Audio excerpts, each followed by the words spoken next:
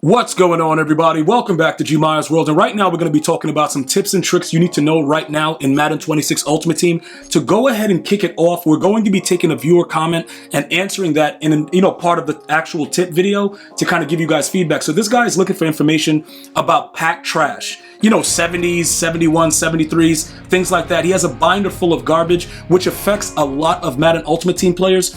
And the problem is you just don't know what to do with it.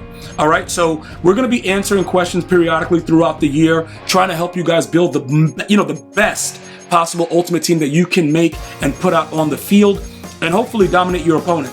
All right, so understanding right now, this is during early access, but this is going to apply throughout the year. When you look at the trash that you have, like the pack trash, the lower level cards, you can't really view them all the same.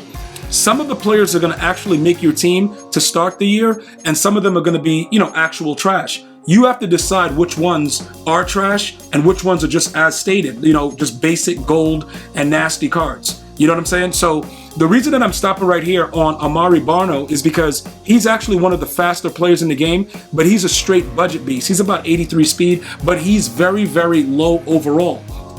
If you look at his price, that's something that you can't sell him because you might want to keep him on your team. He's one of my starters on my squad right now temporarily as we look into getting the teams better. But you need to look through your roster to first see what is suitable.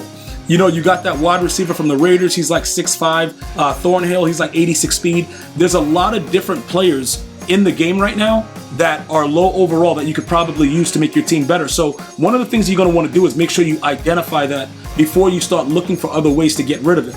Now, inside of the set section, because this is early access, there aren't a lot of things left. Remember, some of those low overall cards are going to be used later on for different things. Maybe they give us like certain sets. We're going to have, the theme team type of sets that we can make higher overall players. We're going to have theme diamonds, theme team, all kind of crazy stuff's going to be going on where you can probably utilize those cards. The playbook situation and using some of them to build up to get a higher overall may not be the best move right now. So I'm showing you all of this to kind of give you guys insight into the sets because the game is so early. There's not much you can do. Okay, so as far as answering that question, I would hold on to the cards for as long as you possibly can. Maybe right after launch when they drop new programs, theme team diamonds, theme team whatever kings, they have all kind of weird stuff that they got where you got to use low overall cards to put into the sets. So I would hold off on it. All right, and just kind of utilize some of the tools I'm going to give you guys right now. If you are a no money spent player, you're going to want to focus in and lock in on solo seasons this year. You are going to get high overall players. It is going to be time excessive, but if you're not willing to go out there and get sweaty with the regular head-to-head guys, you're going to have to take this route. I do commend EA on giving you guys other opportunities to be able to get high overall cards. Although they're B&Ds, you still get 85s, 84s, and things of that nature. You just have to put the time into it. So you go to the solo challenges, start to play those seasons, and you will start to collect those keys. You would, redeem them later on to get higher overall players, and that's the way that it's going to work for you no money spent players. But there is a lot this year. I give them credit. The only thing I don't like is the fact that a lot of these players that are higher overall are B&Ds. Now, as far as playbook goes, right, as going back to that question about what to do with your pack trash, you can make playbooks, all right? You can make alternative playbooks, offensive and defensive, and you can make regular team playbooks. The problem is everyone knows how to do it, for the most part. This used to be a crazy coin making method and people go crazy. I actually have videos from 5 years ago with a ton of views about showing people about this using the playbook method to make millions and millions of coins. But because it's easily accessible and everybody knows you can just put together some 70s and make the actual, team playbooks, it's not really lucrative. So that wouldn't be a good idea to start making playbooks right now, unless later on, for some reason, playbooks become a thing where people are spending money for it, which I don't really see. Now, leading off into season 1, this is a major tip that you guys have to understand.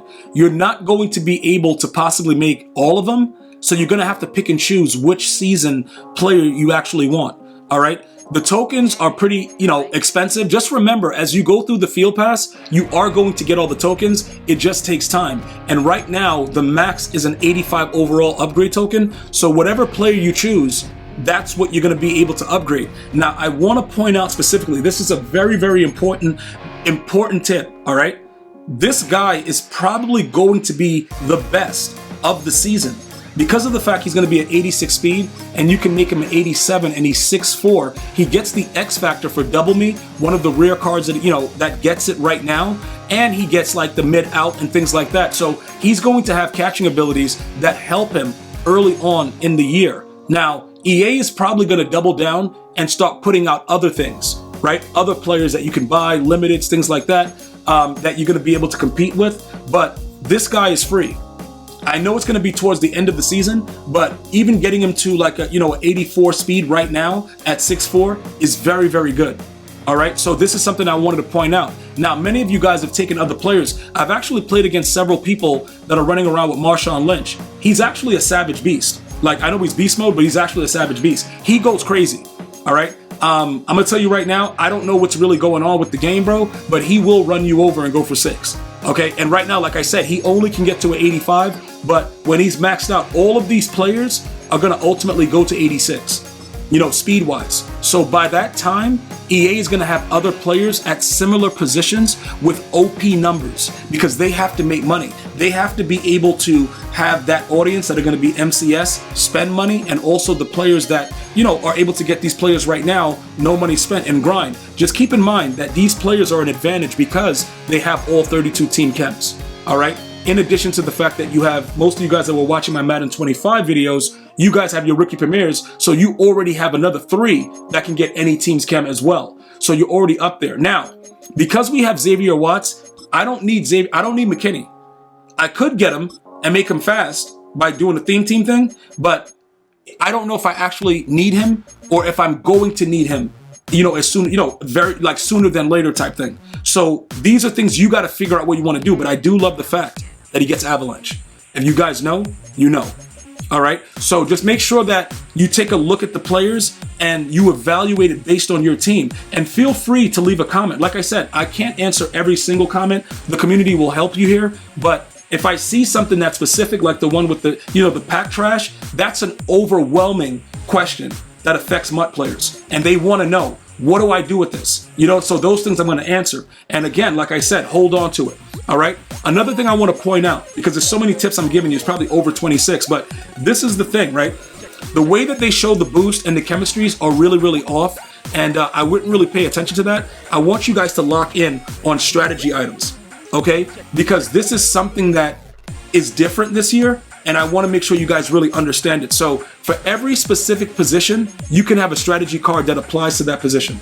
All right. So we're going to take a look at that. And I want to, you know, kind of evaluate that with you guys so you understand more of what you're looking at when you look at your actual team and you go to your lineup. So my QB has the Gunslinger strategy card that gives him +2 throw power. And you go down each one: halfback, wide receiver, tight end, or, you know, D-line, O-line, you know, things like that, DB, linebackers, everything is separated. So I'm going to probably go more into depth with that to tell you guys the effect that it gets soon.